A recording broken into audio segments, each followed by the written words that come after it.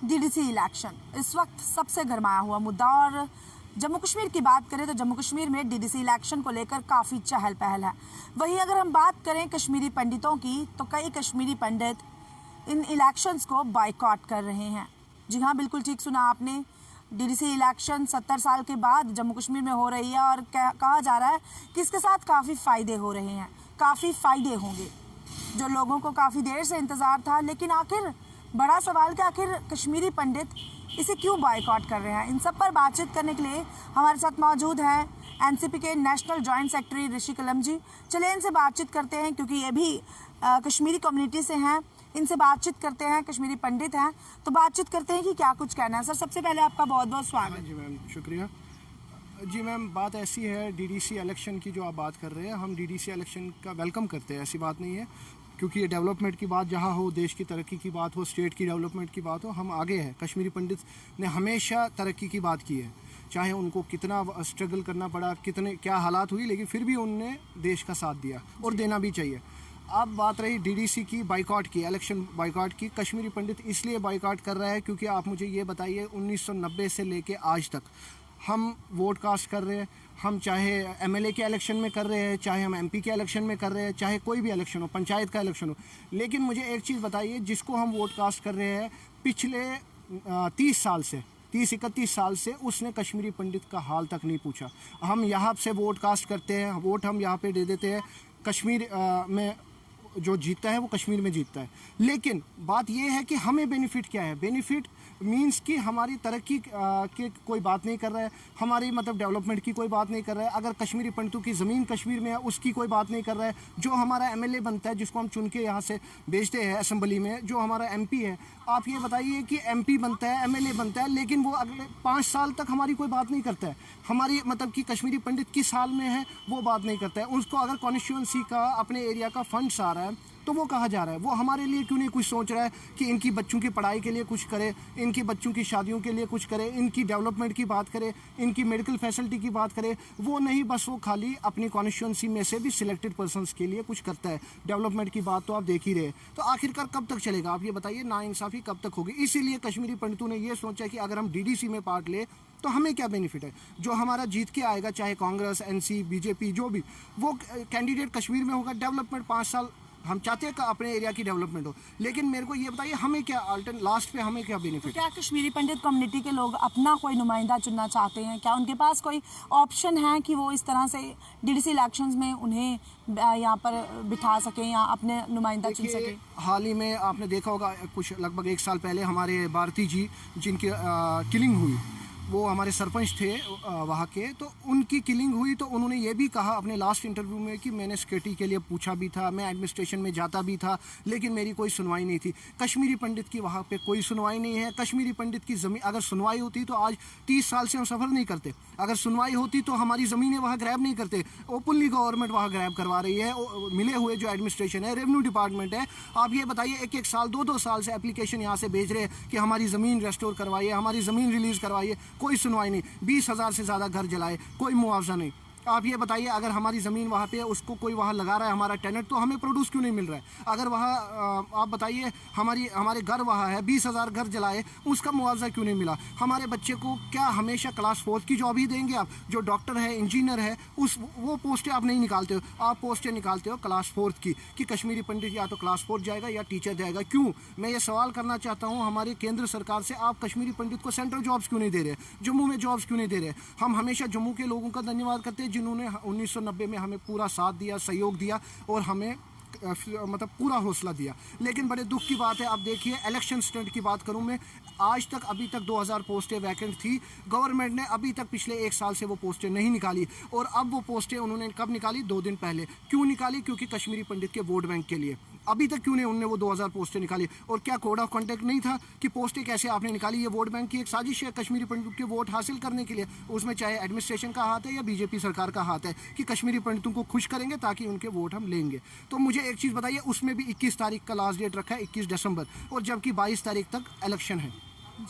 तो मुझे एक चीज़ बताइए, उसमें आप लिख रहे हैं कि डोमिसाइल ज़रूरी होना चाहिए। डोमिसाइल अगर ज़रूरी होना चाहिए, आप शंकर बिल्डिंग आप जाके देखिए जहाँ कश्मीरी पंडित अपना डोमिसाइल का फॉर्म फिल करता है, 4 महीने 5 महीने 6 महीने से अभी तक डोमिसाइल नहीं बना है। रिलीफ कमिश्नर ऑर्गेनाइजेशन क्या कर रही है, रेवेन्यू डिपार्टमेंट क्या कर रही है? ये तो एडमिनिस्ट्रेशन कह रहे थे हम 7 दिन में डोमिसाइल बनाएंगे, 10 दिन में डोमिसाइल बनाएंगे। कहाँ है डोमिसाइल? आज लगभग 4 महीने हो गए डोमिसाइल अभी किसी का, मैं खुद की बात भी करूँ, 4 महीने से मेरी डोमिसाइल नहीं बनी। कभी वो कभी ये। मैंने कहा कि अगर हम कश्मीरी पंडित है, हमारे फॉर्म्स निकले हैं, आपने 21 तारीख लास्ट डेट रखा है, हम कहाँ से डोमिसाइल लाएंगे? वो कहते हैं नहीं जी इलेक्शन की ड्यूटी है, ऑफिस बंद है। आखिरकार पंडितों के साथ इतनी नाइंसाफी क्यों है? धारा 370 जब खत्म हुई थी तो कहा जा रहा था कि कश्मीरी पंडितों को काफ़ी रिलीफ मिलेगा। 30 साल से वो यहाँ पर काफ़ी दिक्कत में थे और उनको काफ़ी जो है रिलीफ मिलेंगे। क्या आप लोगों को रिलीफ मिले? क्या कुछ असर हुआ ड्यूटी बनने के बाद? देखिए, रिलीफ की बात आप कर रहे हैं कि आप जगती कैंप्स जाके देखिए, आप पुरकू कैंप्स जाके देखिए, आप वो कश्मीरी पंडित भी है जिसको शाम को खाने के लिए कुछ नहीं है, ऐसी हालत भी है, जिसके बच्चे बेरोजगार हैं, अनएम्प्लॉयमेंट है, जिसके पास कुछ भी नहीं। हम नहीं कहते वोट मत डालिए, वोट हमारा हक है, ना मैं किसी को मना कर सकता हूँ वोट डालने से। मैं अपनी पर्सनल बात कर रहा हूँ, मैं वोट तब तक नहीं डालूंगा जब तक मेरे जो मसले हैं वो हल नहीं हो, जब तक हमारी ज़मीन रिलीज़ ना हो, जब तक हमारे घर जो जलाए उसका मुआवजा ना मिले, जब तक हमारे कश्मीरी नौजवान जो बेरोजगार हैं उनको जॉब ना मिले, जब तक हमारे साथ इंसाफ ना हो, तब तक मैं वोट नहीं डालूंगा। आज हमें वोट डालना था, हमने नहीं डाला। क्यों? क्योंकि जब हम देख रहे हैं हमारी कम्युनिटी के साथ क्या हो रहा है, नाइंसाफ़ी हो रही है। और ये गुपकार के जो लीडर्स हैं, मुझे ये बताइए पिछले 30 साल से, जब से कश्मीरी पंडित यहाँ है, 30 साल से उन्होंने उनका कुछ हाल पूछा और वो चीफ मिनिस्टर भी वही बने, मिनिस्टर भी वही बने, MP भी वही बने। उन्होंने आज तक ये कहा कि कश्मीरी पंडित किस हाल में।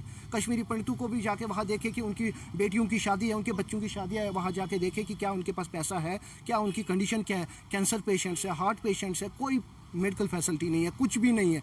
कैश रिलीफ मिलता है 13,000 रुपये, उस पर क्या करेगी एक फैमिली? आप बताइए मुझे। वो भी 4-4 5-5 6-6 मेंबर्स है, जगती में एक कमरा दे रखा है। मुझे ये बताइए क्या हालत है कश्मीरी पंडितों। आखिरकार कब तक ये होगा? गवर्नमेंट नाइंसाफ़ी क्यों कर रही है? गवर्नमेंट सिर्फ कश्मीरी पंडितों को वोट के लिए यूज़ कर रहे हैं। वोट हो गया ख़त्म, इलेक्शन हो गया, उसके बाद कोई रिलेशन नहीं है। आखिरी सवाल ऋषि जी, क्या लगता है DDC इलेक्शन जिस तरह से हो रहे हैं, क्या ये इलेक्शन सही थे? अगर होते तो लोगों को फ़ायदा होगा या कश्मीरी पंडितों को फ़ायदा होता?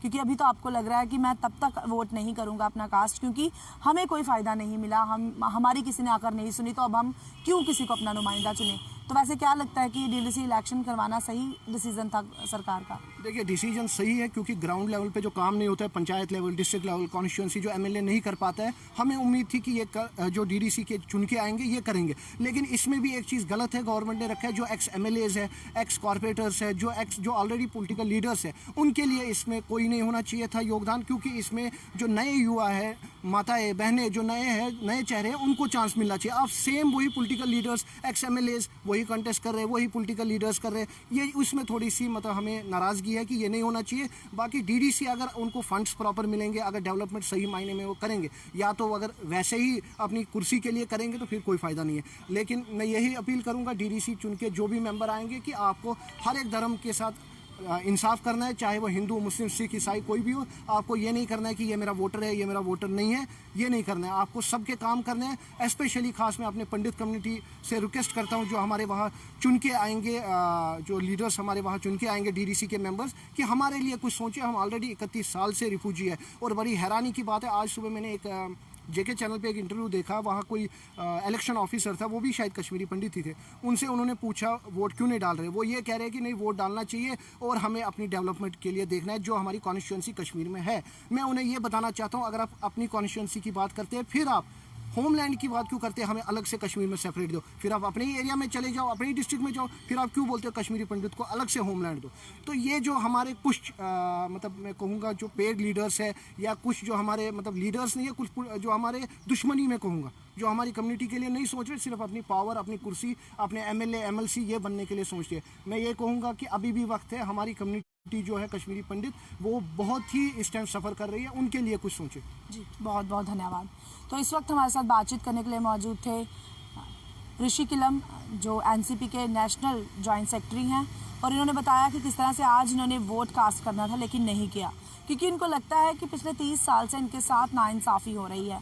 कोई भी इनके पास नहीं आया, यानी पर्सनली इनके पास नहीं, यानी कश्मीरी पंडित कम्युनिटी के पास कोई भी नहीं आया बातचीत करने के लिए। जितने भी सीएम रहे, एमएलए रहे, एमएलसी रहे, एमपी रहे, कोई भी इनके पास बातचीत करने के लिए नहीं आया। तो अब ये इनका यही फैसला है कि अब हम वोट नहीं करेंगे, क्योंकि जब तक हमारी सुनवाई नहीं होगी और हमें परेशानियों से बाहर नहीं निकाला जाएगा, तब तक जो है हम वोट कास्ट नहीं करेंगे।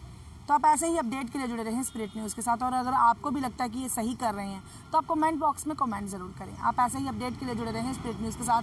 तब तक के लिए मुझे वंदना मलकाई नायर को दीजिए इजाज़त। नमस्कार।